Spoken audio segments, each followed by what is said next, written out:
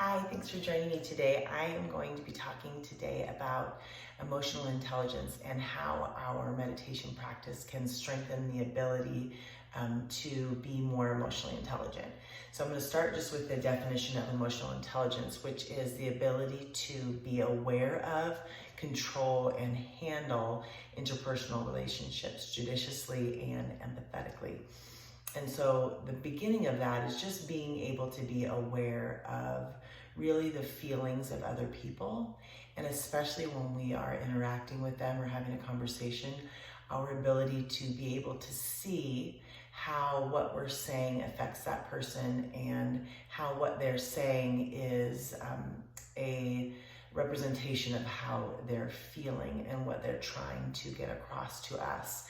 And so what meditation does is allows us to strengthen the ability to step out of the chatter of our mind. So if we're in a conversation with somebody and we're just lost in the noise of our thoughts, most of the time our thoughts are related to picking out what they say and relating it to ourselves. So maybe something from our past, or comparing it to something we've heard before or an experience that we've heard before, rather than really just watching and listening to the person that we're engaging with. So meditation is a practice of stepping out of that noise. And you hear me refer to a lot like the waterfall, like we're standing under this beating waterfall on our head, and our ability to be able to see what's going on around us and take that information and use it to strengthen a relationship depends on our ability to step out of that noise and to be able to watch.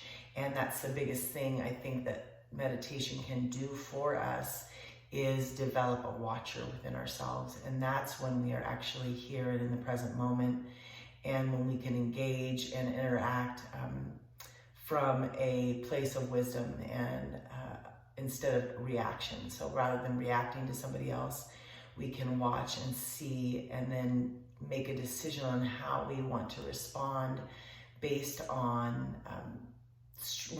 a desire of wanting to strengthen the relationship, or a desire of wanting to leave that interaction better than we came into it.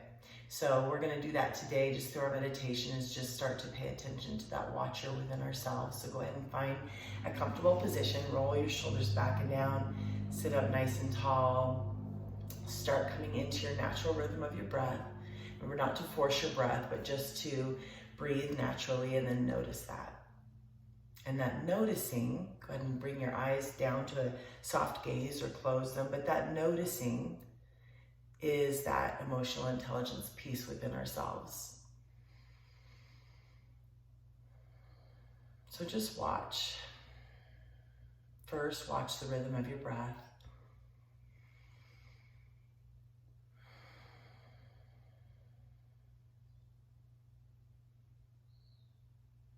And then watch that chatter pick back up again.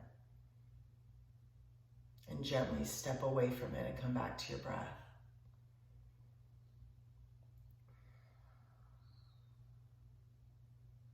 Watching your breath, and know the noise, the purpose of our meditation isn't to stop the voice. It isn't to stop that chatter, because it's always there. It's part of being a human being. That narrative inside of our head, it's always there. But so is our breath.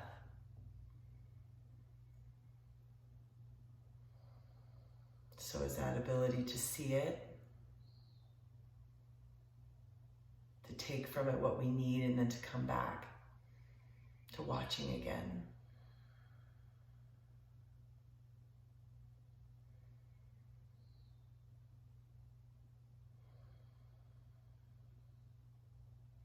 Celebrating every time you notice the voice in your head, taking you away from right here and right now.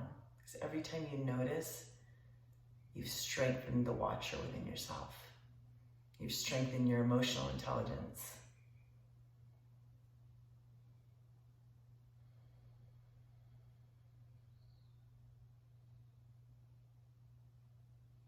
It's always running. And we come back to our breath.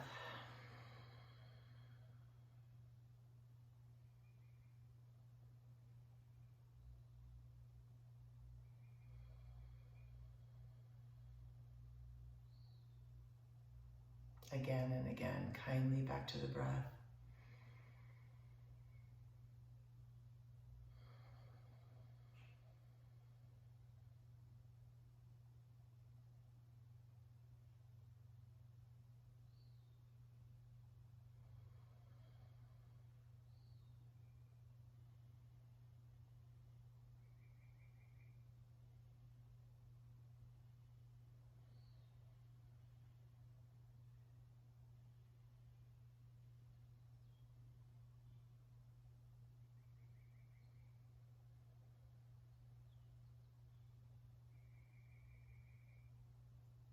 And whenever you're ready, just blinking your eyes open.